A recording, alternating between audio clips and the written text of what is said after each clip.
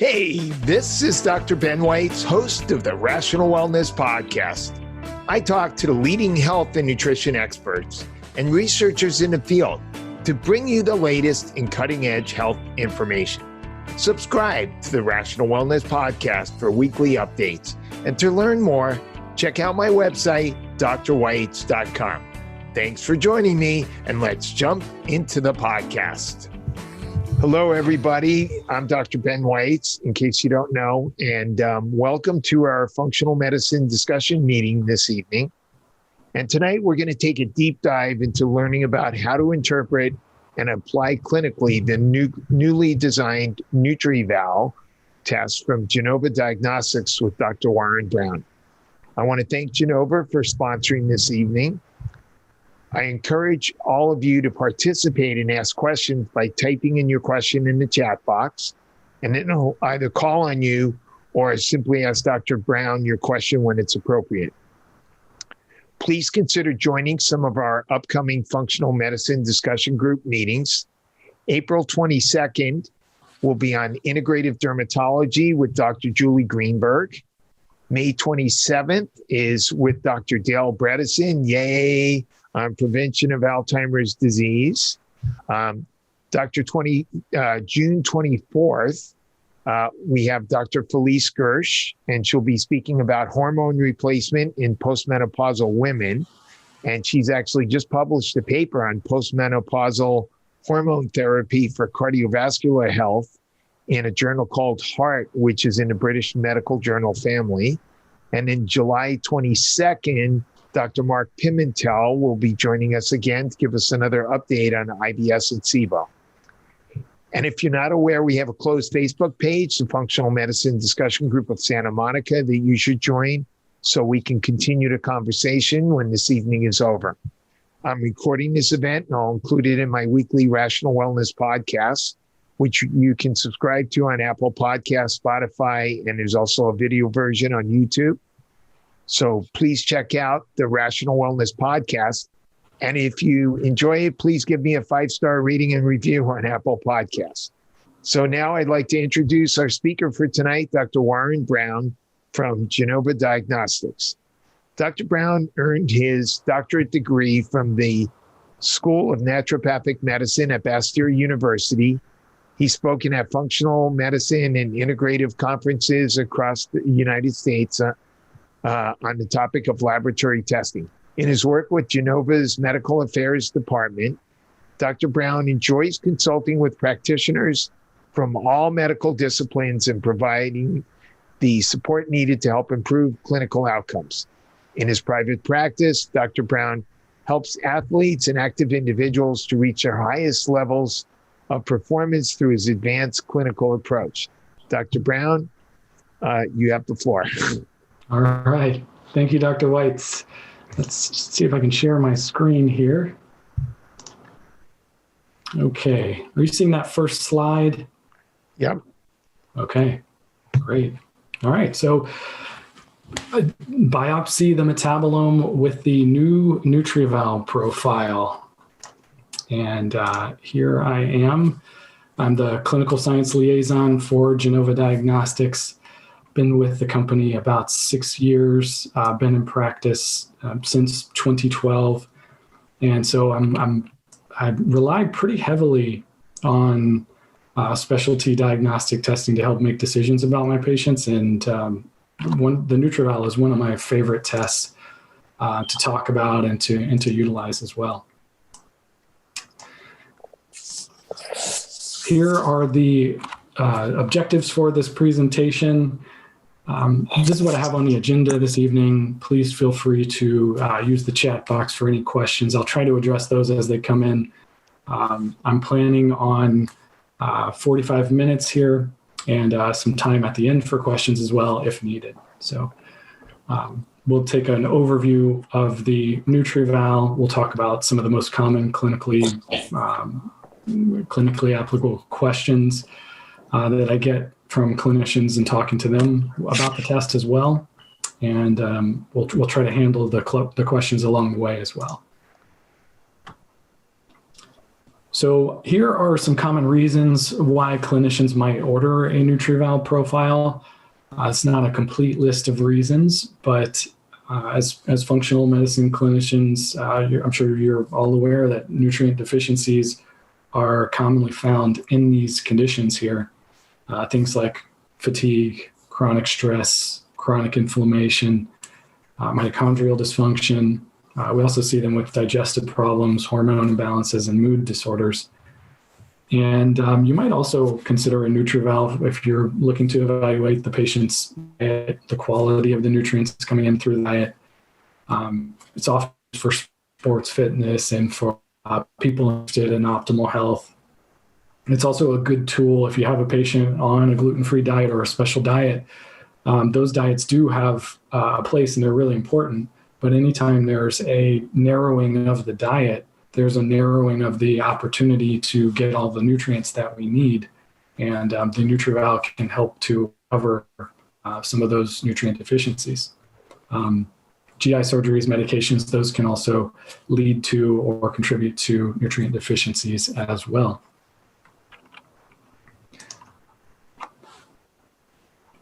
These are the tests and the biomarkers included within the NutriVal profile.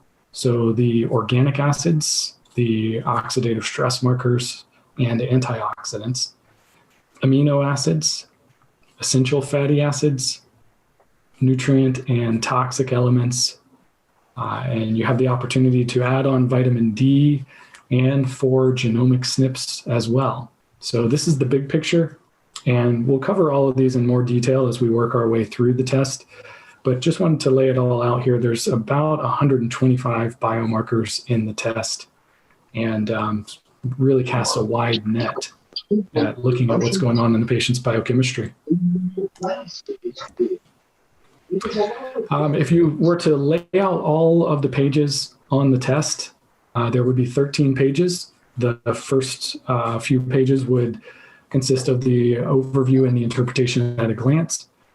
That's followed by 3 pages of organic acids, 1 page of amino acids, fatty acids that would cover the biomarkers and their layout and their metabolic pathway, as well as nutrient and toxic elements.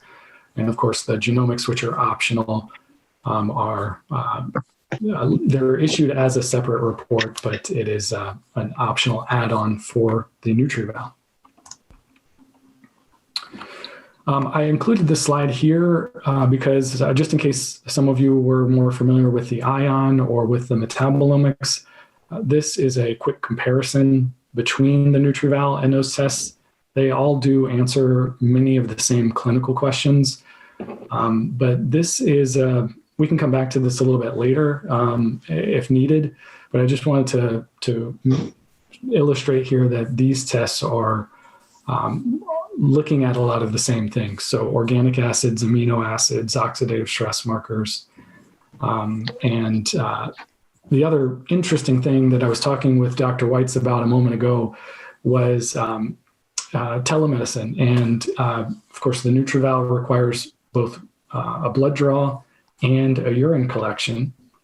And the metabolomics would be an alternative to that because that is a test that patients can collect entirely at home. So it's a first morning urine and a finger stick for the blood spot. So the tests are very similar, but if you're looking for a test, if you do a lot of telemedicine, you're looking for a test that patients can collect entirely at home, the metabolomics would be a really attractive option for that.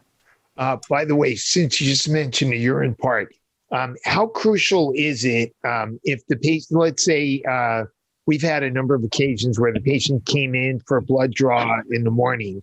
We usually have a mobile phlebotomist come in and do the blood draws in the office. And they didn't collect their urine ahead of time, right? You're supposed to collect your urine ahead of time, freeze it for a period of time, and then bring it in before it's sent in. And let's say they didn't do that and we just collect it then. How much would that change the results? It could be a problem if the creatinine is low. That's probably the most common thing that we see in patients who don't collect their first morning void. Maybe they run it from a second morning void. If the creatinine is too low, because the organic acids are reported as a ratio to creatinine, you could potentially see very high organic acid markers. Wouldn't affect the blood markers in the test, but it could potentially affect the organic acids. And the creatinine is reported in the test, so you'll be able to see if it's too low. That would be something to look out for if you know it's not a first morning void. Right. Okay. All right, moving into this. We called this, the title of this presentation, Biopsy of the Metabolome. The metabolome is basically metabolites that provide a functional readout of the activity within the cells. And this is based on medical biochemistry. And this is a picture of a poster I used to have on my wall that looked at amino acid metabolism and organic acid metabolism and the Krebs cycle and all of that, and how those related to each other. And so by looking at organic acids and amino acids, we really get a glimpse of the metabolites and the precursors. This is the virtual biopsy that I'm referring to. And the Nutrival report, and even the metabolomics report as well, do a really nice job of taking into account those organic acids and the amino acids and fatty acids and trying to acknowledge the nutrient cofactors that drive those pathways. And that is the functional readout, in my opinion. So this is sort of the groundwork that I'm trying to lay for our discussion here in a moment about the new report. Two more little issues I think will be helpful and will answer a lot of questions is the conceptual framework behind the Nutrival. So we have a combination of direct indicators of nutrient deficiency, like DHA, for instance. This is one of the omega-3s. We measure this. If we see it low, it's something we can intervene directly to address. So very important omega-3. A functional indicator of nutrient deficiency would be looking at metabolites, looking at organic acids and amino acids. And if we have for instance, if we're looking at a given metabolic pathway here, A converting to B, converting to C, we know that pathway is driven by enzymes, enzyme 1 and enzyme 2. And if enzyme 2 has a nutrient cofactor that is not being met due to a nutrient deficiency, we can see an accumulation of metabolite B. And that will be measurable in the urine or in the blood. Methylmalonic acid is a really good example of that. It's something that accumulates if we lack B12, which helps to convert it into its next step. So the Nutrival, you're getting both. You're getting some things measured directly, some things from more of a functional assessment. And speaking of methylmalonic acid, which is, we make a case that that's a functional metabolite, we also have direct or let's say intracellular and extracellular measures of nutrient deficiency. So I've included some examples here of what we might consider intracellular, things like red blood cell magnesium, the essential fatty acids, which are reported in the red blood cell, citric acid cycle intermediates, which happen inside the mitochondria. And methylmalonic acid is one of those reactions that happens in the cell as well. However, we also, because there is a strong body of literature behind plasma amino acids, plasma copper and zinc, serum CoQ10, for instance, those kinds of things are also included in the report, and they also help us to make recommendations for those things. So in the Nutrival, you're really getting the best of both of those, intracellular and extracellular. It's interesting. There's another popular nutrient evaluation test that looks at white blood cells kind of through a complicated process. And they're always described in theirs as intracellular evaluation. Right. Yeah. And citric acid cycle intermediates, this is something that happens inside the mitochondria. So it's a direct readout of that. So now we get into our page-by-page analysis, and I know that you all like literature citations. I do as well. I've linked the NutriVal support guide in the chat box. Should be the first comment in the chat box, but it has over 1,000 literature citations in it, and more than I could include in the slides. So I highly recommend you check that out. And it's a great resource to have. Really nice tool, but it lists all the literature citations here. So this is the first page of the new report. And you can see it has two main components here: a results overview, which has these colorful icons here. Patients seem to like that. It's been a very nice addition to our GIFX profile. So we've carried over some of that. Hang on a second, Doc. Sure. One of the participants asked, "Can you link it again, please?" I think I joined after you posted it. Sure. Certainly. I didn't know it worked that way. But give me just 1 second here. Sorry. This should be it here.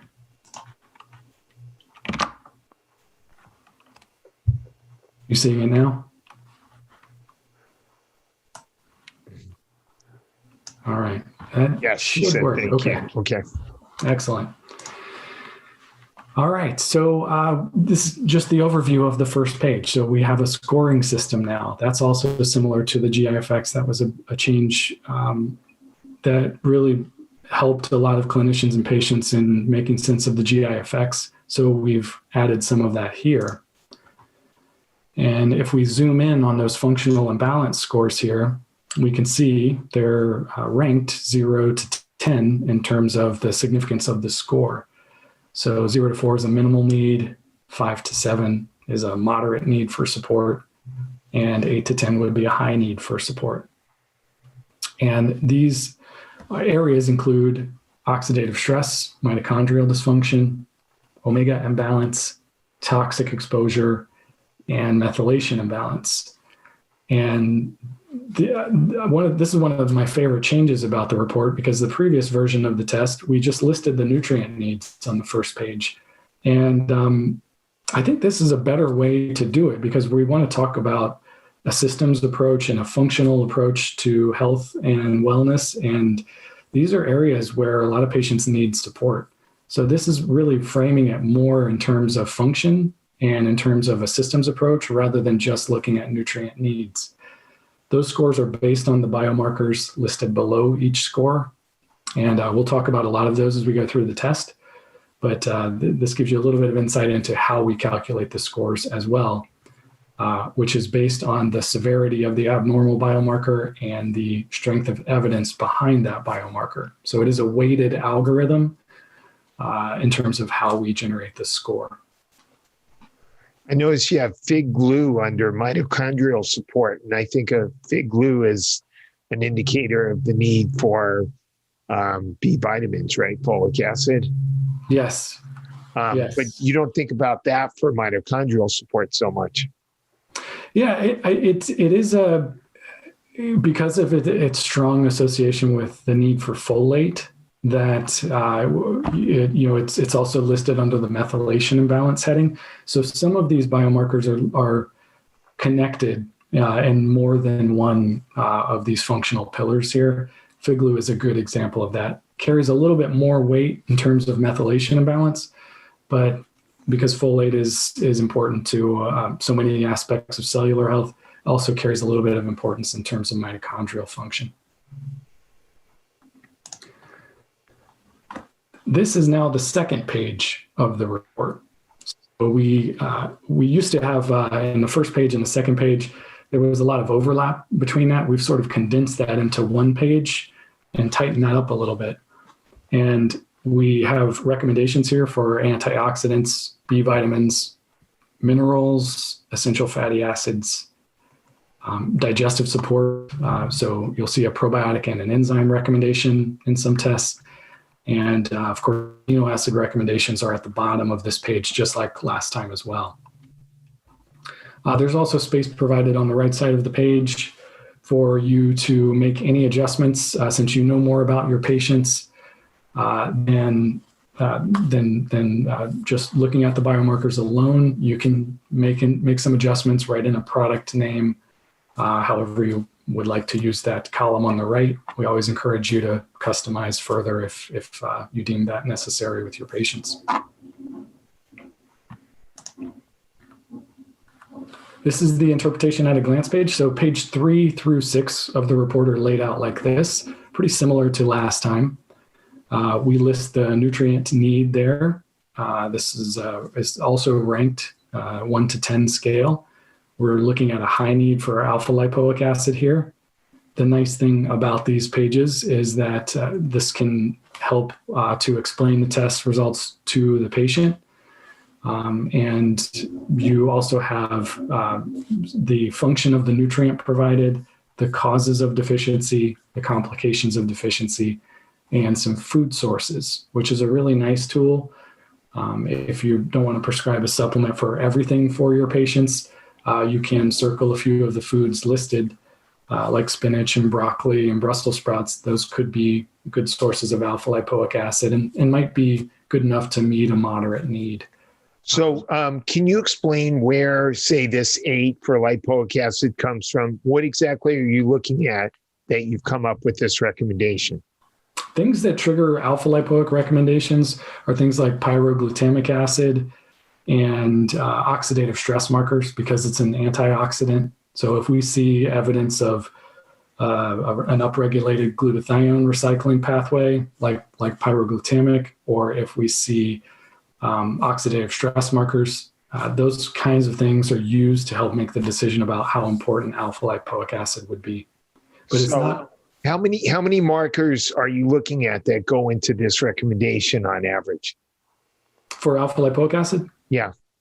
These vary depending on the analyte, but anywhere from 5 to 14 markers, depending on the nutrient need. And that explains why sometimes you'll get one of these tests and it'll say, for example, over here that they need magnesium, and then you'll go in the back and you'll see that their like red blood cell magnesium is fine. Yes, that's a good point. And I've got a good example of that on the Krebs cycle page for this test, where we see magnesium as a cofactor in one pathway. That does have an influence on our recommendation for magnesium, but red blood cell magnesium also helps us make the decision. So we ultimately have to look across different body systems to try and make that recommendation. And it's based on the balance of the information and whether or not we see it as a pattern. That's a good point. I think that's one of the really unique things about the NutriEval as compared to just measuring, serum levels of some nutrient. That's right. If we see needs for a nutrient across different pathways, it tends to make a more reliable recommendation. And so that's why there are so many biomarkers in this test. Now, how well has this test been standardized and proven for people who are like, let's say we talk to a primary care doctor, conventional doctor, who's very skeptical of this test? Yeah, I've talked to quite a few of those about this test, and I always try to focus on the markers that they might have seen before or might have heard at some point in their training, like methylmalonic acid. There are even some pretty mainstream organizations that acknowledge that methylmalonic acid is a stronger marker for tissue level of B12 status than serum B12. And a lot of those same clinicians that are very conventionally focused are still measuring serum B12, unfortunately. So I always try to point to those markers where they might have heard of or come across in their training at some point, just to sort of remind them that, yes, there's a lot of this that is very well validated and very well represented in the published literature. So I think you could point to the omega-3 index as one of the markers that has a wealth of data behind it. You could point to red blood cell magnesium. You could point to CoQ10, glutathione. There's quite a bit in the test that should be at least familiar to some degree for conventional providers. But it kind of depends on how open-minded they are. And there's a lot of nuances that goes into that from what I've seen. Well, the organic acids would be page 7 through 9 in the report, and these are byproducts in a number of different body systems. They're end products or byproducts in these pathways that help us to biopsy the metabolome. And they are indications of vitamin and mineral cofactor needs because of the enzymes involved in those pathways. The pathways the enzymes that drive these pathways are nutrient dependent. And these are grouped into sections. So what you will see on the Krebs cycle page is fats, carbohydrates, and proteins metabolizing into acetyl-CoA, and that entering the citric acid cycle. Ultimately, the end goal of that is to support the electron transport chain and make ATP. And this, we lay things out here in pathway format to help visualize some of the backups or blockages in these pathways. So there are nutrient cofactors that drive the pathways, of course, but there are, in some cases, metals, heavy metals, or toxins that can inhibit the pathway. So we do measure some toxic elements in the report. And if I see a report here where we're seeing a lot of activity in citric acid cycle, a lot of things that are color-coded red, indicating highs or lows, and I usually flip to the back of the report, look and see if there's elevated mercury or elevated lead. That can help me know if it's a toxic reason for an elevation or a nutrient reason for an elevation, or maybe even both. So that kind of information is laid out here in pathway format, and a useful tool for trying to understand these energy metabolism pathways. Here's the example I was mentioning just a moment ago. So I'm going to zoom in on the fatty acid metabolism pathway, the beta oxidation pathway, which would be how we move long chain fatty acids into the mitochondria ultimately. And that if that pathway is having trouble, if there's inhibition in that pathway, we could see high levels of adipic and subaric acid. And often that inhibition is related to an unmet need for magnesium and or B2. So this is the carnitine shuttle here. And if that's not working very well, secondary to some nutrient cofactor deficiencies, you might see high levels of adipic acid, high levels of subaric acid, a patient who is having difficulty losing that last 5 to 10 pounds of weight. They're doing everything right, hormone-wise, lifestyle-wise, diet-wise, but they just can't quite get that last little bit of weight off. Sometimes it's because their beta oxidation pathway is struggling. And it could be related to an unmet need for magnesium or B2. And this does factor into our recommendations for magnesium and B2. But of course, it's not the only thing that we look at to make those recommendations.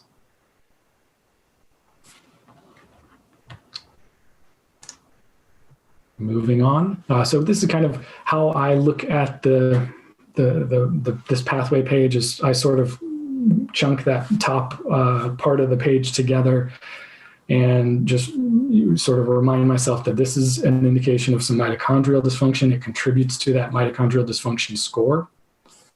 And the bottom of that page, we can see some antioxidants like coenzyme Q10 and glutathione. And we can also see if there's oxidative damage with lipid peroxides or 8-OHDG, which we'll talk about those in a little bit more detail in a moment. But that's kind of the overview here of this Krebs cycle page. The page right behind that would be page 8, which is the organic acids. And this would include malabsorption and dysbiosis markers, some cellular energy and mitochondrial metabolites, which are shown in pathway format on the previous page. Vitamin markers, which help us to make recommendations for B vitamins, and toxin and detoxification markers, as well as oxalate markers, which those will be listed on the following page. We're going to zoom in on that section by section here, starting with the malabsorption and dysbiosis markers. And the first two markers in that section would be indolacetic and phenylacetic. These can happen if there's bacterial fermentation of tryptophan or phenylalanine, which could be an indication of poor protein digestion. And that helps us to make the recommendation for enzymes that we saw on the second page of the test. We also have some dysbiosis markers here for bacteria and yeast, and these are metabolites of bacteria and yeast. And so can you just explain those malabsorption markers a little more, and how much does that really tell us if we're dealing with a patient with functional gut disorders? Yeah, these are metabolites. When bacteria come into contact with amino acids, we're assuming that the protein hasn't been fully digested and absorbed in the small intestine, and it's made its way to the large intestine. That's where huge amounts of bacteria can come into contact with it and metabolize it. Ultimately, those metabolites are absorbed by the body and excreted in the urine. So it is an indirect way of looking at how well somebody might be digesting or absorbing protein. I would put more confidence in pancreatic elastase in something like the GI-FX profile. That's a more direct way to look at the exocrine function of the pancreas. But if I see those elevated and my patient's telling me that they're bloated, they have fullness after meals, they notice undigested food in their stool, then I'm more inclined to say, let's try some enzymes with your larger meals and see if that gets better. If it doesn't, we'll look at a stool test. But it's a good way to. Is this something that would occur at the same time or as a result of SIBO, or this is a possible alternate explanation for bloating to SIBO? It's a great question, because if there is overgrowth of bacteria in the small intestine, there's more bacteria coming into contact with those amino acids as they're trying to be absorbed in this, digested and absorbed in the small intestine. So that is a possible scenario where you could see high levels of indolacetic or phenylacetic.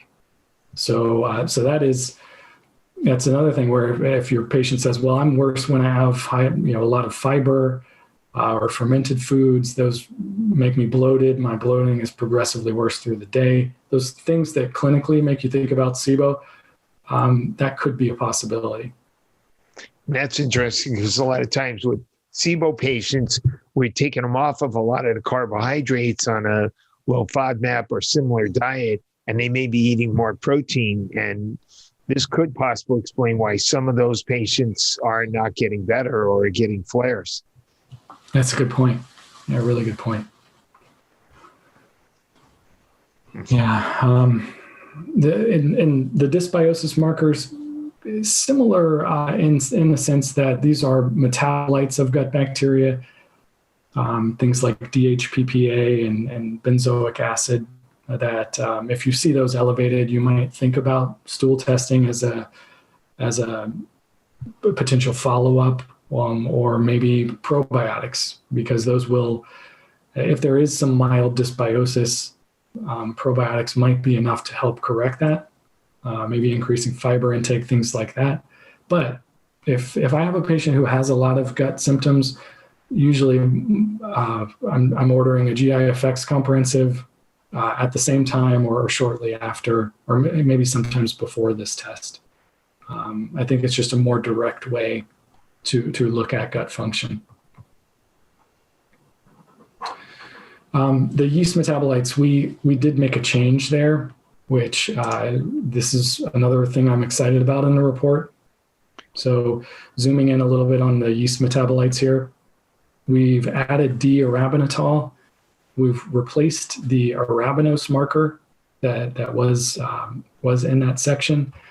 And the reason why is because D-arabinitol is a direct metabolite of Candida albicans. and it has a stronger association with intestinal yeast. So this was this is a marker that we feel provides a greater degree of detail around intestinal yeast. So if you're seeing a high level of that, we could be looking at a patient with some intestinal yeast if that's elevated, and you might think about Saccharomyces boulardii or limiting simple carbohydrates in the diet, or however you prefer to deal with yeast for your patients. This marker could help you make that decision. Now, let's say we see some of these yeast markers high, but it doesn't show up on the stool test. They still could have fungal overgrowth, and this could be an indication of that, right? That's true. Probably from a published literature perspective, I think mycology culture in stool is the best tool we have, but I wouldn't say it's a perfect tool.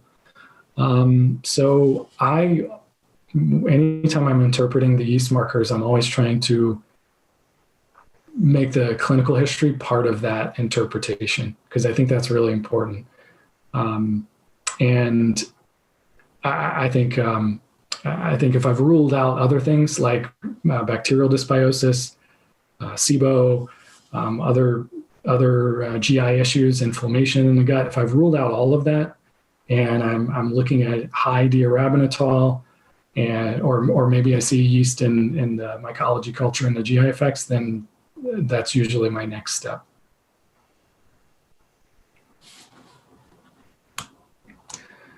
Brings us to these markers. I didn't mention this, but this was a new addition to this section of the NutriVal. We added alpha hydroxybutyric acid. We list it here on this page as a carbohydrate metabolism marker. Really, this marker is one that you might see elevated if the patient has some early insulin resistance, or you might see it elevated if they just have very poor lifestyle habits, too much alcohol, smoking, maybe too sedentary, those kinds of things. You might see alpha hydroxybutyric acid elevated in those scenarios. So that was a new addition to the report as well. And there's a lot more detail about that in our support guide.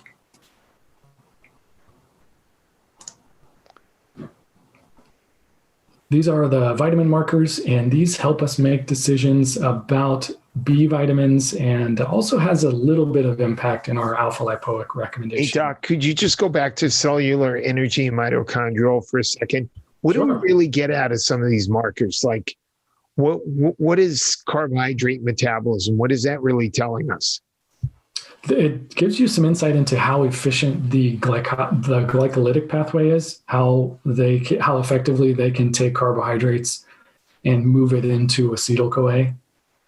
And so if you're seeing accumulations of pyruvic or lactic acid, if those are building up, it could be an indication that maybe there are some nutrient cofactor requirements that aren't being met for B1, B2, B3, even lipoic acid, alpha lipoic acid to some degree.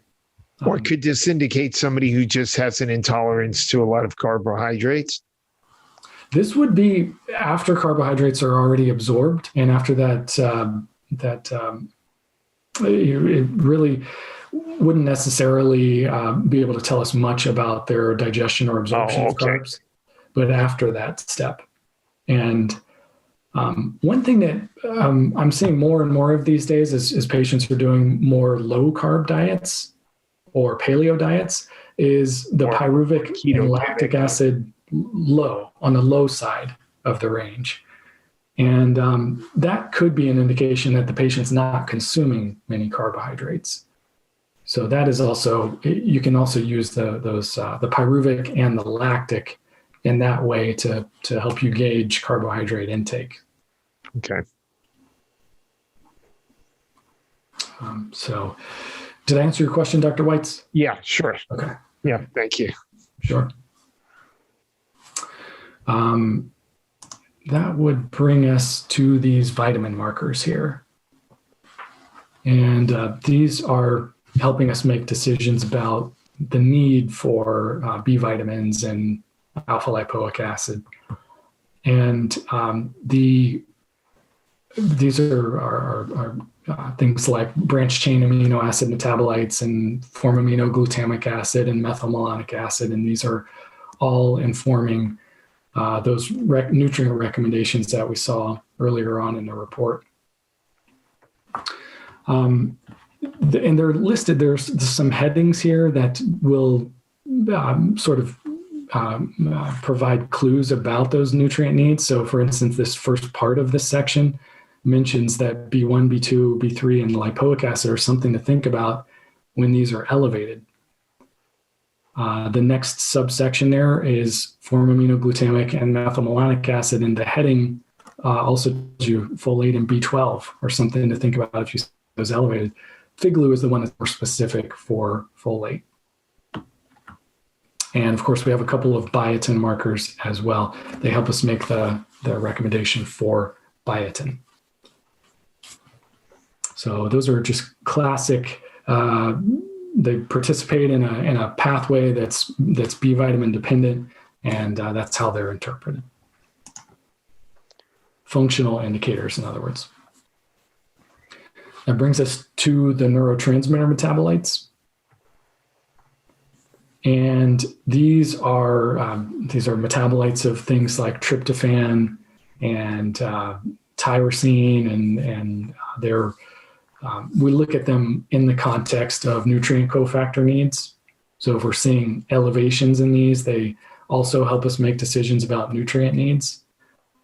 And there are some things like chronic inflammation, chronic infections, high stress levels that could influence those results. And I think that's helpful to keep in mind when you're interpreting. You might see a patient who's carrying a lot of stress. They may have higher levels of kynurenic acid. There's some data to support that. If it's acute stress and it's earlier on, maybe in the earlier stages of adrenal dysfunction, and it's more of an acute stress, you might see some of the catecholamine metabolites elevated. Regardless, if those are elevated, or if a patient has genomic SNPs that could impact those pathways, the answer is often B vitamins, B vitamin support. So that is also factored into our algorithm, and there's a lot more detail and a lot more pathways to look at in our support guide for those. Can these give us an indication of brain health, neurotransmitters, psychological health? It's a good question, and these are measured in the urine. So we're not measuring these in the central nervous system between the neurons where it really counts. There's some debate on if you can interpret them that way, or if they are a reflection of what's going on between the neurons. Some clinicians feel pretty strongly that is the case. Others are not completely convinced. So there is some, I would say, I have some hesitancy in determining them as a direct reflection of what's going on between the neurons. But clinically, I'm just speaking from my own clinical experience, it does seem to make sense. Typically, I often see high kynurenic acid in patients who are carrying a lot of stress, and if they've been doing it for a long time, and if they've been chronically stressed for a long time, you might start to see lower catecholamine metabolites over time. So there's a lot of factors that factor into this. But I would say it gives us some insight, but I don't know if we can say there's a one-to-one relationship between what we see in an epi and norepi metabolite and what's going on in the brain. Could the serotonin marker help us with the management of patients with depression, and or serotonin's an important factor in the gut in terms of motility? Yeah, that's a great question. I think it's just in my own experience, I think it does seem to line up really well. I think it also depends on what the upstream amino acid metabolite is. So if tyrosine levels are low, which we'll see on the amino acids page, if somebody is across the board low in their amino acids, it does become harder to see elevations, and you might see more low levels in the neurotransmitter metabolites because of that.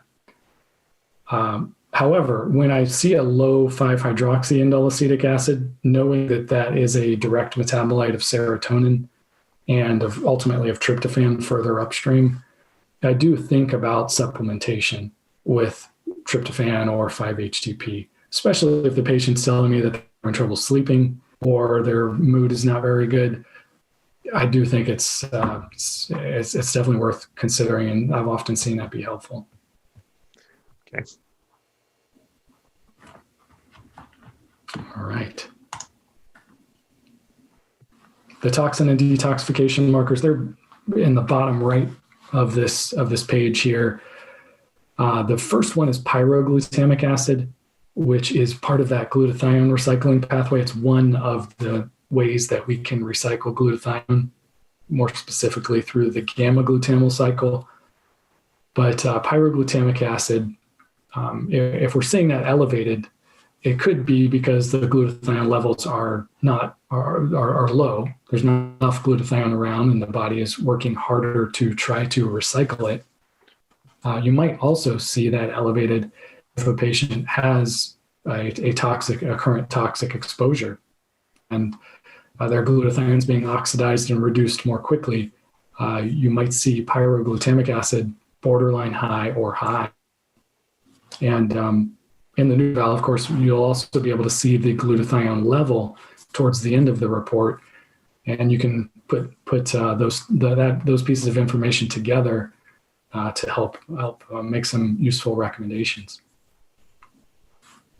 There is a styrene metabolite here and a metabolite of MTBE, which those are pretty common environmental toxins. Styrene could be from food packaging or paints or carpeting, things like that can off-gas styrene. And the MTBE metabolite is a pretty common water contaminant. So if you see the MTBE metabolite elevated, you could think about encouraging water filtration. That's often helpful. However, I have often seen the MTBE marker elevated in patients who do have a good quality water filter, or what they tell me is a good quality water filter. And my next thought when that happens is, do they have enough B vitamins to help support detoxification of it? And I often see the MTBE metabolite elevated in patients who are deficient in B2 and folate and B12. And to me, that makes sense that if they're lacking those nutrient cofactors that are really important in liver detoxification, that you might see an elevation, you might be more likely to see an elevation of a toxin. I have to say, when I see this section, there's so many toxins that we're always talking about and thinking about and worried about, that the toxins that you have included here seem somewhat random. Like, why would you pick MTBE? Yeah, these are common toxins. Of course, there are thousands. You're absolutely right. And we have to draw the line somewhere. We do have some toxic metals later on in the report. Right. But this gives us a little glimpse into what they might be exposed to in terms of some common toxins. And that does give us a little bit of insight. Of course, you could run a more specific toxic panel. But this is just sort of scratching the surface here, not meant to be an exhaustive workup. I know. I guess just from my perspective, if you had like BPA, and I mean, I can think of some really common ones that everybody's concerned about. That I can appreciate that perspective. Yeah, I certainly can. You raise a good point. It's something that we're always looking to evolve the test, and just because it's not there now, you might see that make it into the next version of the test. But It's a good point. Well, any other questions on that page? All right. or so more of the organic acids show up on page 9, including the new oxalate markers. And these are things like glyceric, glycolic, and oxalic acid. And oxalic acid is the one that, in my opinion, carries maybe the most significance out of the three. That is the one that has the association with kidney stones. And when we think about why we might see high levels of oxalic acid, it could be from oxidative damage. So if there's not enough antioxidants around, or there's too many pro-oxidants in the body, you might see more oxalic acid or some of these other oxalates show up. You could also see that if somebody is breaking down their collagen. So if they're more catabolic, if they are, high cortisol levels and they're breaking down lean mass and body tissues, if they're more catabolic, you could potentially see more of these metabolites as well. So a useful tool to have if you're seeing patients with family history of kidney disease, or kind of a nice tool to help protect them against that. So, and then can this be helpful if we're treating patients with gut problems and we're suspecting that maybe they have problems with oxalates and need to be on a low oxalate diet? That's a great question. I mean, if I see high oxalates or oxalic acid high, I do think about that as an option. I also think about, do they have enough beneficial bacteria in their gut to help metabolize those oxalates? Lactobacillus, bifidobacteria, and oxalobacter can degrade oxalates, and that can be really helpful if you're putting together a treatment plan to help try to lower the oxalates. Oxalate-rich foods, or avoidance of oxalate-rich foods, that I think is a valuable tool for some patients. I try to think of that as a last resort, but it is because a lot of those foods are healthy for other reasons, but it is to consider if you're seeing high oxalic acid in particular.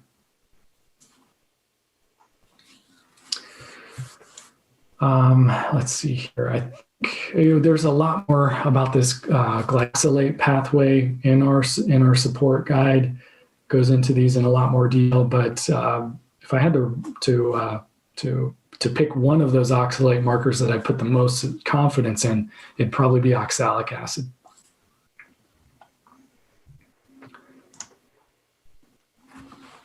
So speaking of oxidative damage, that could be a reason for elevated oxalate, but you also have this assessment for oxidative damage with things like lipid peroxides and 8-OHDG. And they're on the right side of this slide, but lipid peroxides is telling us about oxidative damage to cell membranes, and 8-OHDG is telling us about oxidative damage to DNA. And really useful to be able to measure those. And there's quite a bit of published literature on those for looking at signs of oxidative damage. And of course, on the other side of it, here is a measurement of glutathione in the whole blood and a measurement of enzyme Q10 in the serum. And so you can see some pretty potent antioxidants here through a direct measure of those. So we're always trying to balance the amount of pro-oxidants that the patient has in their body with the amount of antioxidants they need to protect themselves. And this is one place in the report where you can really get into those side by side. Of course, you also have that assessment on the first page, which even broadens the approach even further. So, but some things measured directly here.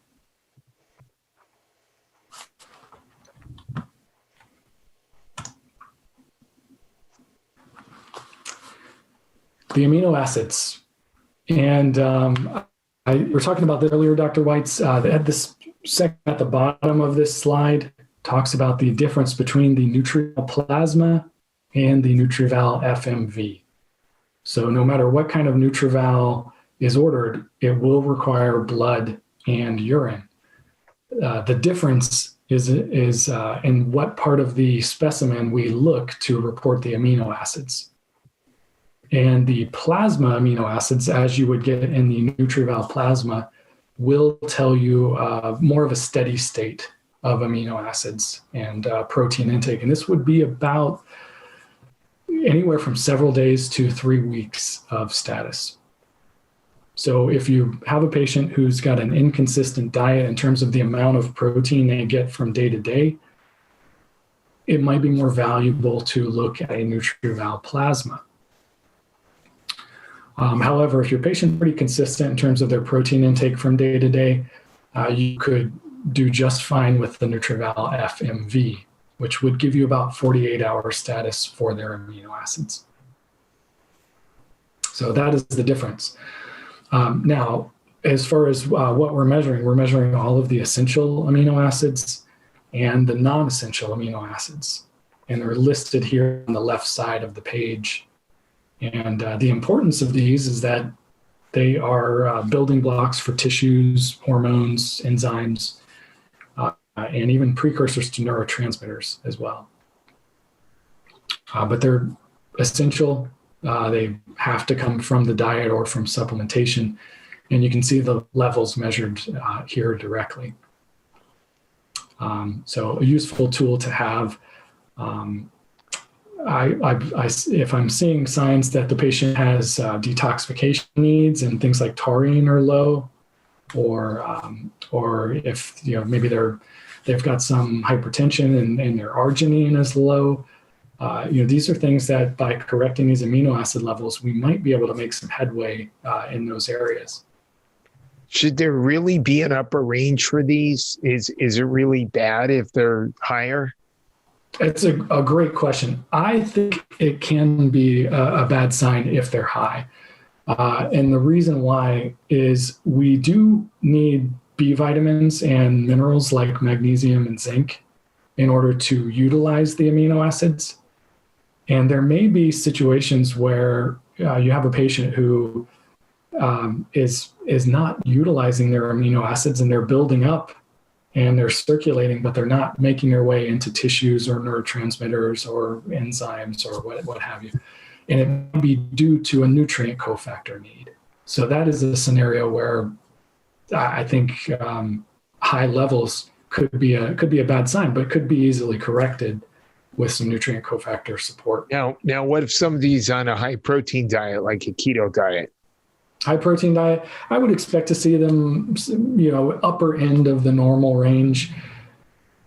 If they're really high, I do have some concerns about kidney health, but I rarely see them really high. I think most patients, unless they're just at the extreme in terms of protein intake, are I think are going to be okay on a keto diet or a higher protein diet. But it's a good question. I think one thing that would also concern me potentially is if you see the essential amino acids very high or robust, and you see the non-essential amino acids kind of at the lower end of the range, that could be an indication that they're not converting some of the essentials into some of the non-essentials, which could also be an indication of a need for B6 and a few other B vitamins. So there are some circumstances, but you're right. I mean, therapeutically, those diets can be really helpful for some patients. So I don't think they're all bad.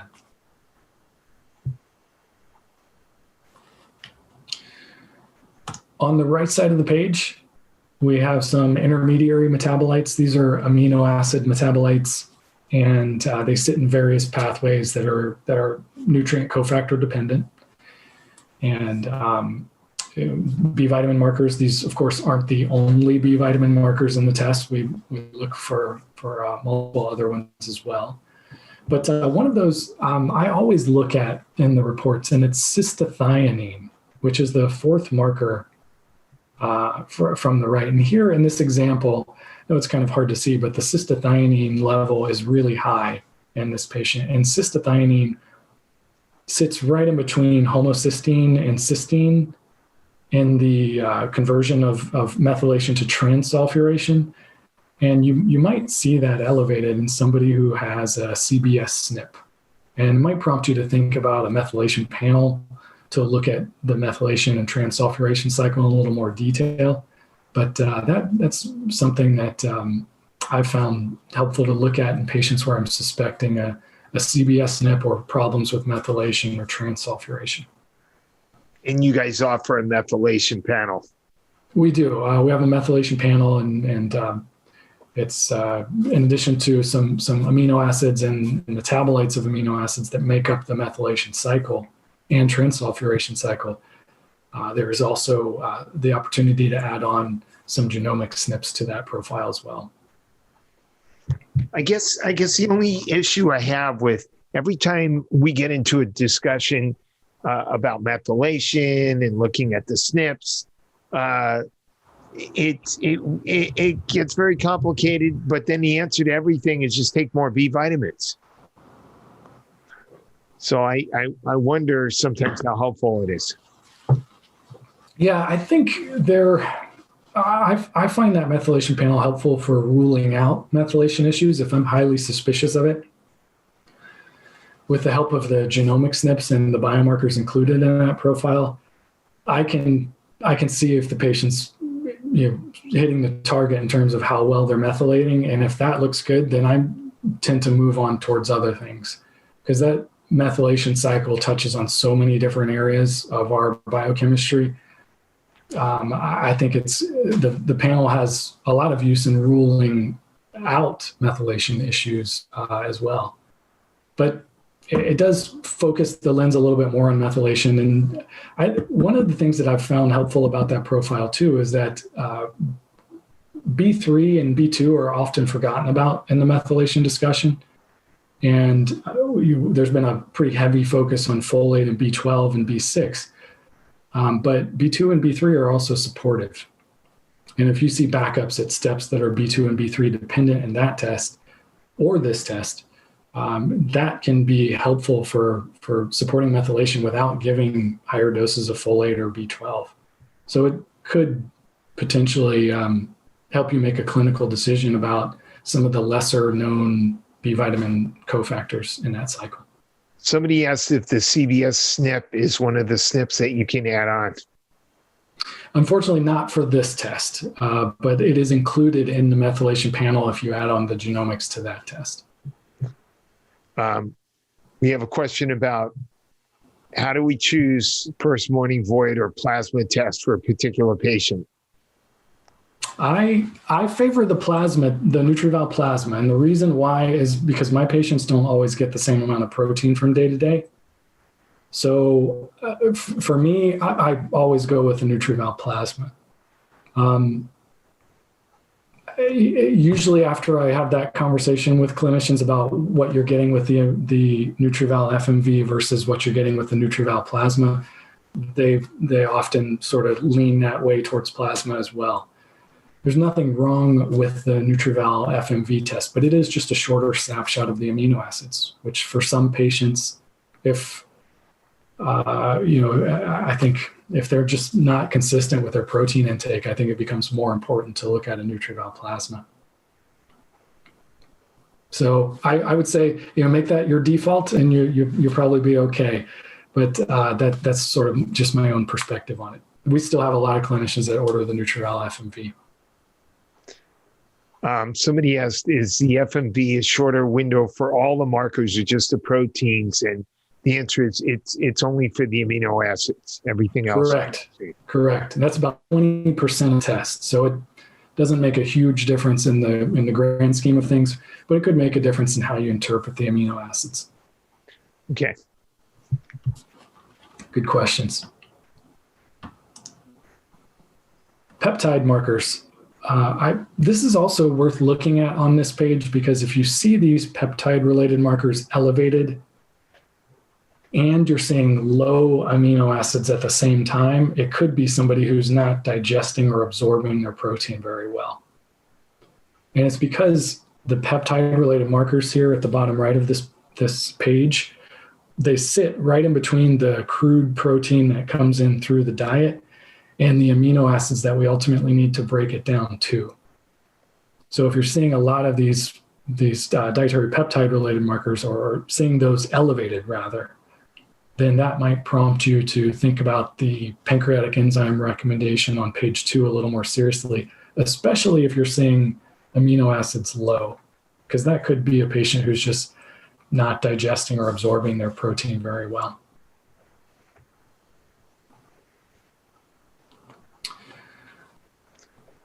So that is the amino acids page. What do you think about recommendations for specific amino acid supplements based on this panel? I sometimes do that. If I see taurine low, that's one that I like to replete, especially if the patient's feeling fatigued or they're having detoxification issues. If I see arginine low in somebody who has vasoconstrictive headaches or maybe some hypertension, I might think of that as part of the strategy. Methionine, those kinds of things. I know there are labs that will put together a multiple amino acid profile based on this test that is more, has higher levels of the ones that are lower. Right. And some compounding pharmacies will do that as well.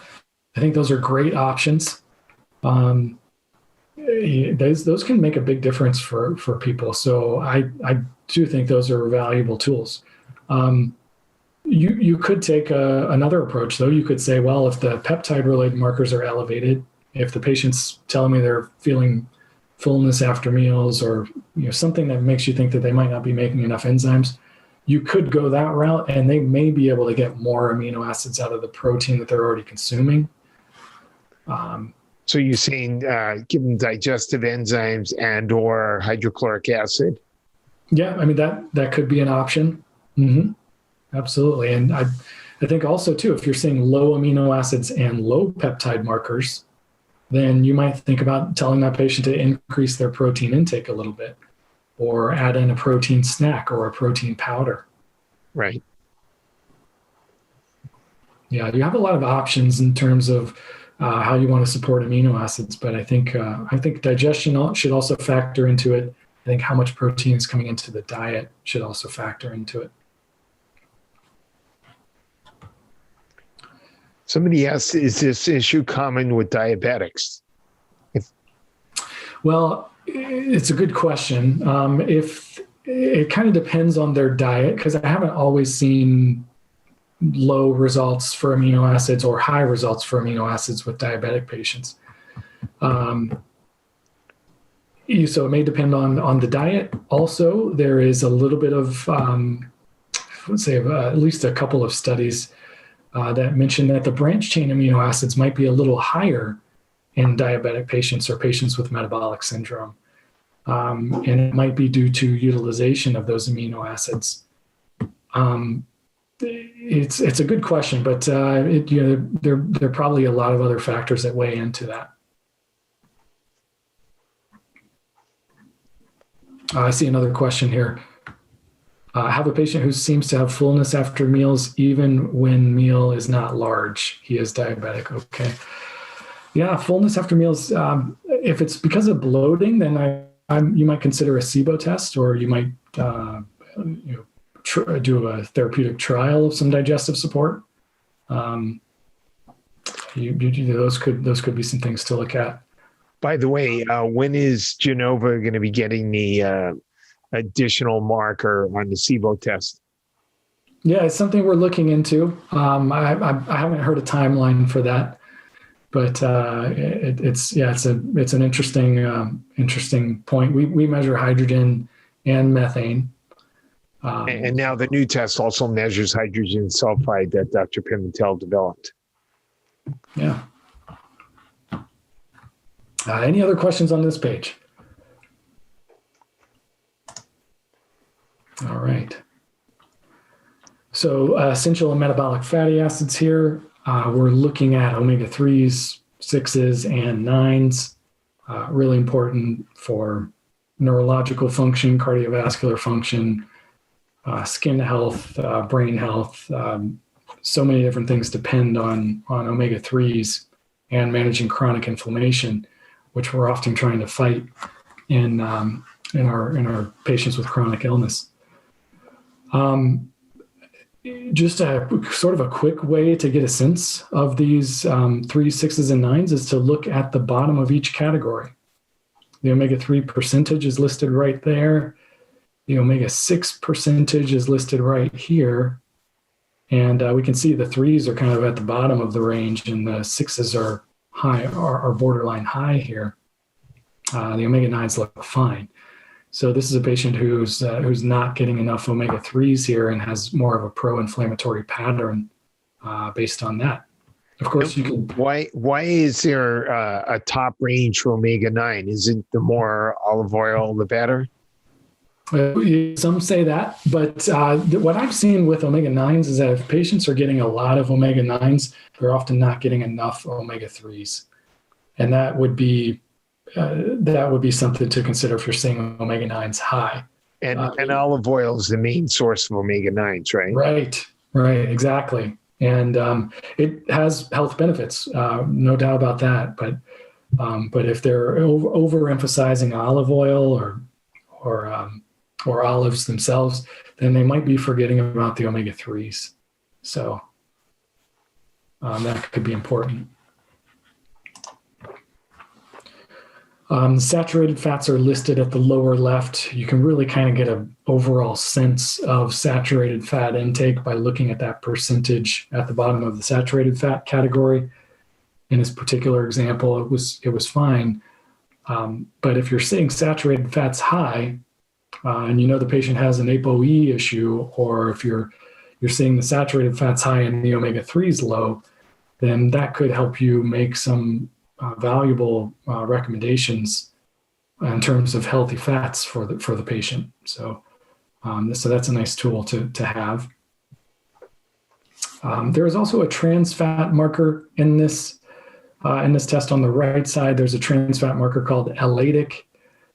If you're seeing that one borderline high or high, that could tell you something about a patient's diet in terms of trans fat exposures. So that's a nice one to have. And the cardiovascular risk markers are at the bottom right of the page.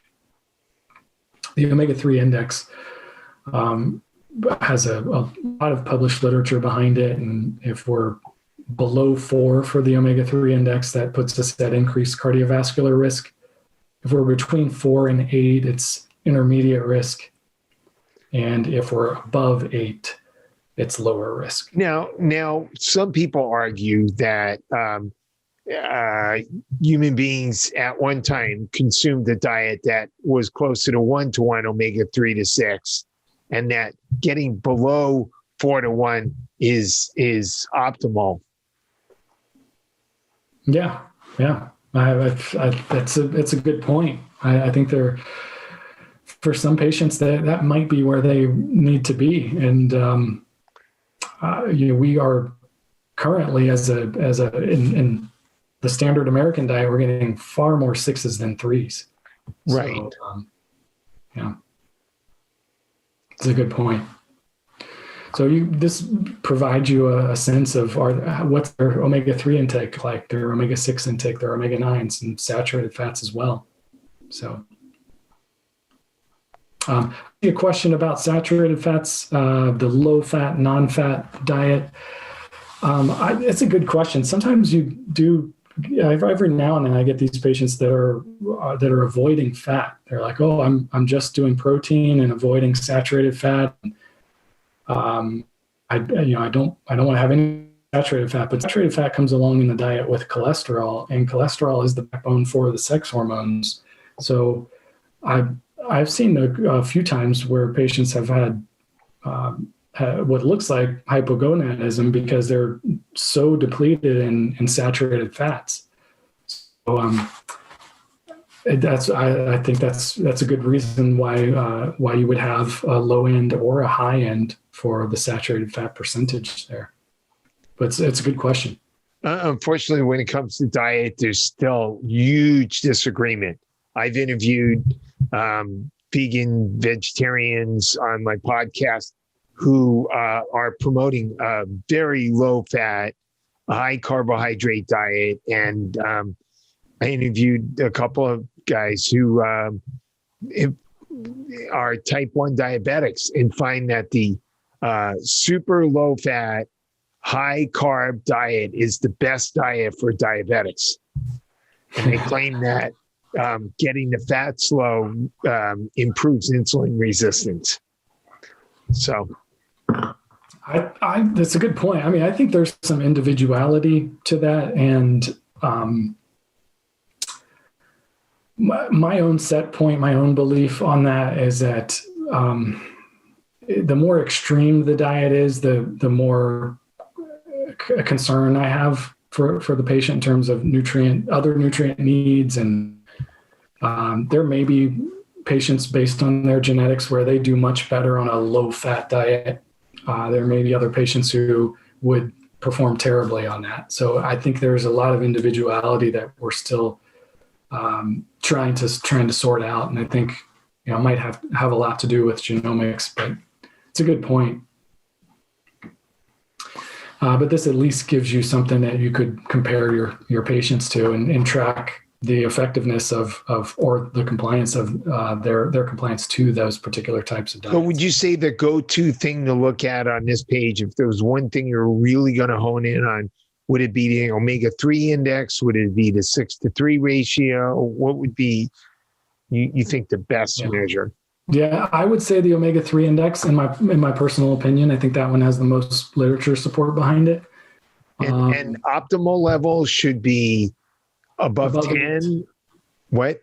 Above 8, according to the published literature on it. Do you think it should be above 10 for optimal? It's not a bad idea if the patient has a chronic inflammatory condition or a significant cardiovascular family history. Or it doesn't want to have one. Yeah, well, that's true too. Yeah, I think I'm okay with seeing it above 8, but you could make an argument to see it higher than that. Yeah. Okay. The fatty acids are also reported in pathway format here, and the color coding would apply here as well. So green indicating a normal level, yellow indicating a high or a low level, and red indicating yellow indicating a borderline finding, and red indicating a high or low level. I do find this page helpful to look at because if we see that linoleic acid is normal, which is one of the omega-6, the very first omega-6 at the top right, that has to convert into gamma-linolenic acid and then ultimately into dihomo-gamma-linolenic acid. And this is driven by enzymes with nutrient cofactor Weitz. Sorry, let me go back to that slide. And if we're low in dihomo-gamma-linolenic acid, as we're seeing in this example, the patient loses out a little bit on the anti-inflammatory benefit of dihomo. And it's not because they didn't have enough linoleic acid, it's because they're not converting it very well into gamma and then ultimately into dihomo. So just to the left of those arrows, which is showing up here in the middle of the page, you can see the nutrient cofactor requirements and the enzymes that make those conversions for us.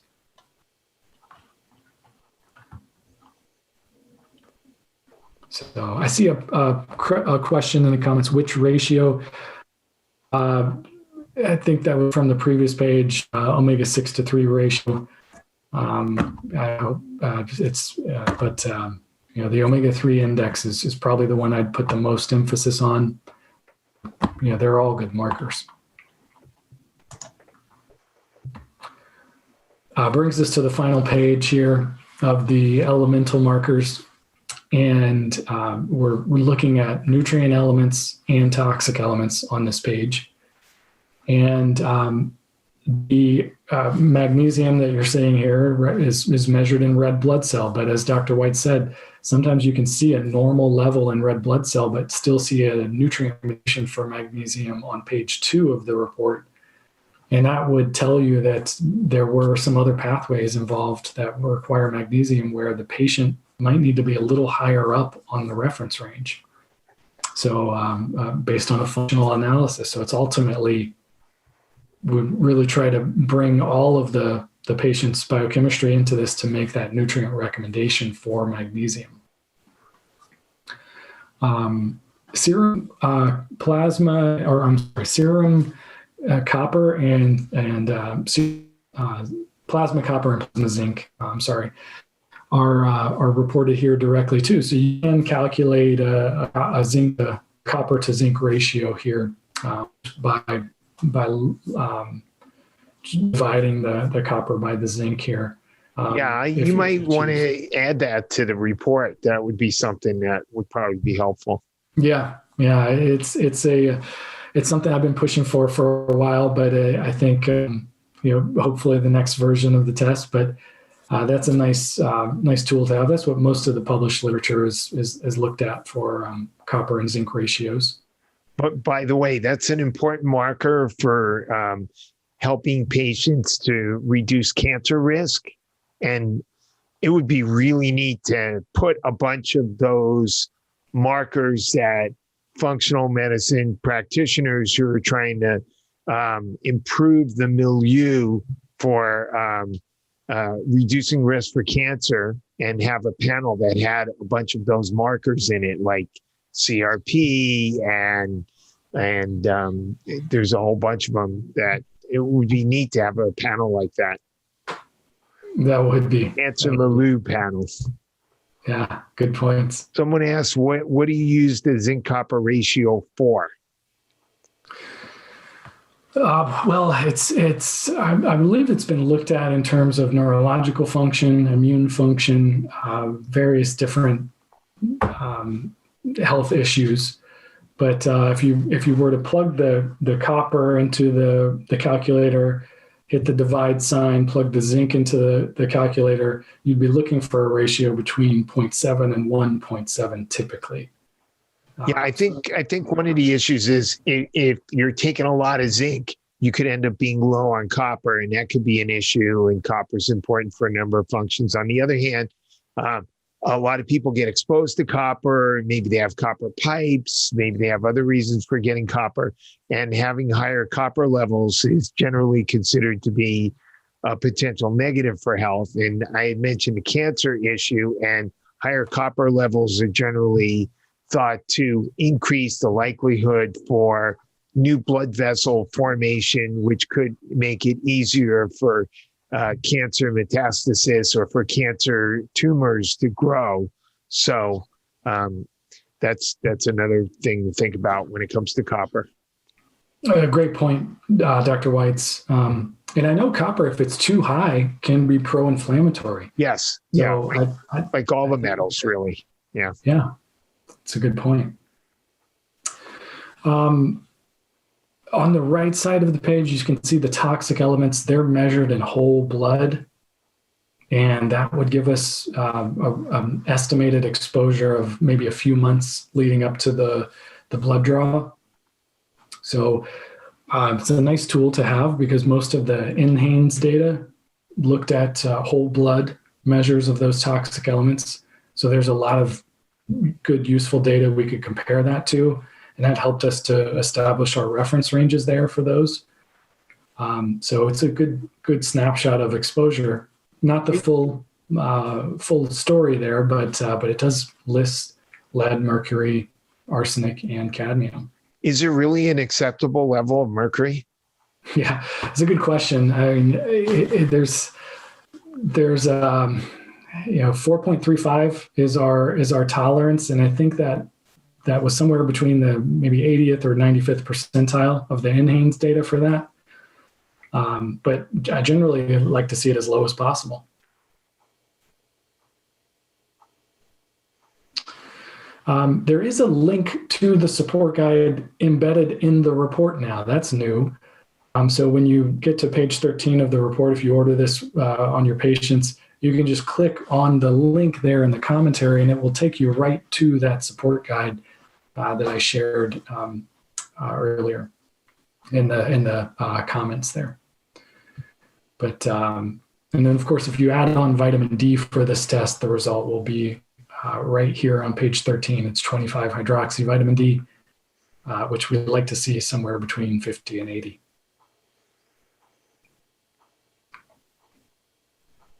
So that is the profile. And I know we're running up on time here. I was going to go into some of the genomic add-ons, but Dr. Weitz, it's up to you. Do we need to wrap up now? No. As long as people want to stay, I'm okay with staying a little bit. Okay. Well, we can go through these fairly quickly, and I'm sure some of you are probably familiar with these already. But I will give you the brief overview, and feel free to chime in with questions. You have the option to add on 4 different genomic SNPs to the NutriVal. The first one you'll see is ApoE. And here, the patient's genotype is a 2-4 genotype. ApoE is a apolipoprotein. It helps to remove cholesterol from the bloodstream. So you'll see the patient's result here. Generally, I think if patients have an ApoE2 genotype, they tend to have a higher triglyceride response from carbohydrates in the diet. And folks who are a 4 genotype, they tend to have a harder time removing cholesterol from the bloodstream and have a harder time with saturated fats, metabolizing saturated fats. So this could potentially help you make some decisions there about coaching them on their macronutrients. So what you're saying is from your reading of the literature, patients who have 1 or 2 of the ApoE4 variants will tend not to do as well on a higher fat diet, such as a ketogenic diet. Yeah, I have some concerns about folks doing a ketogenic diet who are ApoE4/4. Or even 3/4. Yeah, exactly. That's a good point too. I mean, a 3/4 or a 4/4. I am a little more hesitant in terms of recommending a higher fat diet. Of course, not all keto diets are the same, so I don't want to vilify all of that, or I also don't want to say across the board it's not a good idea. But I am a little more cautious about saturated fat intake if somebody has an ApoE4 for either or both copies. I don't know. How do you feel about that, Dr. Weitz? In general, I had a patient a couple of weeks ago, and he 40-year-old guy, and he had a 4/4, and he was doing kind of a paleo diet, bulletproof coffee, and he had a heart attack. The guy was in great shape. Everything seemed healthy. And that was a significant factor for him. Yeah. Wow. Somebody just asked about blood draws. Unfortunately, on the west side of LA, there's no labs in the Santa Monica west side area that will draw for NutriVal, for Genova labs, or actually functional medicine labs in general. So I think the nearest lab is in Beverly Hills, which, once traffic gets back, can be like a pretty long drive. Do you know of any labs that will draw for Genova on the west side of LA? I don't. Let's see here. There is a Beverly Hills lab. I forgot what they're called. By the way, what I do, Jessica, is we use a mobile phlebotomist. I use Rosemary Mata. So what I usually do is when I have patients for blood draws, we sort of group them together, and then she'll come in the office maybe every 2 weeks or so. And then she charges each patient $50 for the draw, or she can go to their homes if they'd rather do that. So that's another option. And of course, there's other mobile phlebotomists around. A good recommendation.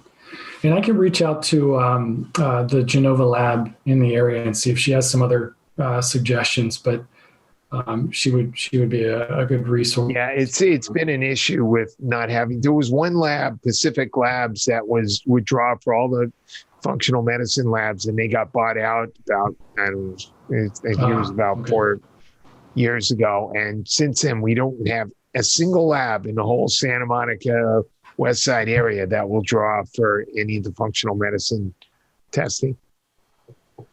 Okay. Yeah, unfortunately, conventional labs like Quest and LabCorp only want to draw for their labs. Yeah.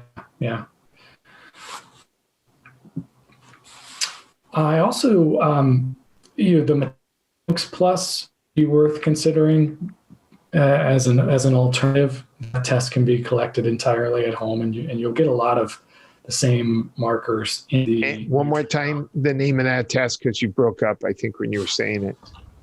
The Metabolome Plus. Okay. And I'll see if I can just flip back to that slide so you can see the name here, but it's this one here, this one in the middle, Metabolomics Plus. This one does not require phlebotomy. So, and you can see it does have quite a bit of overlap between this and the Nutrival. Can you add on blood spot vitamin D with that test? You can't get vitamin D, unfortunately, but you can get the fatty acids in blood spot. That's what's run from the blood in that test. You guys should consider adding on a blood spot vitamin D. Yeah, it's a great suggestion. I'll definitely move that up the ladder at Genova. See if we can make that happen. But it is maybe as a follow up to this. Somebody's asking about a phlebotomist service in Orange County. If Genova has a list of phlebotomists that work with the Genova testing and or labs that will draw for Genova in Southern California, maybe if you could compile a list and then we could email it out to everybody. Yeah, it looks like Jamie mentions on the Go. Yeah. Kimberly Jones. We've used her as well. Okay. Great. And I'll reach out to Jamie. Jamie's listening, it looks like, so I'm sure she'll have some other suggestions. All right. The next SNP that you can add on to the Nutrival or the metabolomics would be the MTHFR SNP. And I won't go into a whole lot of detail about this one, but this is one where if a patient has a SNP here, it could potentially mean higher homocysteine levels. This is the enzyme that helps us convert folate into the active form, which helps to convert homocysteine into methionine ultimately, is a really important part of the methylation cycle. We look at 2 different locations on the gene, the 677 and the 1298 location. And of course, at each location, looking at both copies of the gene, one from mother, one from father. And it's a nice tool to help add more context to the evaluation for methylation.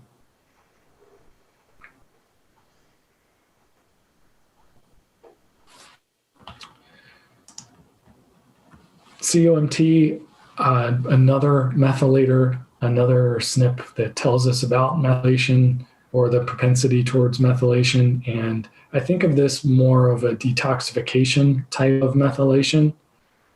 Helps us to remove catecholamines like epinephrine, norepinephrine, and dopamine. Helps us to eliminate estrogens and environmental toxins as well. So in a lot of ways, it's helping us to detoxify those substances. And it's part of the second phase of liver detoxification and has associations with a lot of different clinical conditions in the published literature, which we tried to summarize in the right side of the slide there. But this is one where if you see a SNP here, you might see higher recommendations for folate and B12 and the rest of the B vitamins when patients have this SNP. But an important thing to remember, though, that the genomic SNPs don't factor into our nutrient recommendations in the NutriVal. They're typically consistent with what we would expect to see in terms of nutrient need, but they are not interpreted as part of the NutriVal recommendations. They're completely independent, but I often see when patients have COMT SNPs that we've recommended some B vitamins.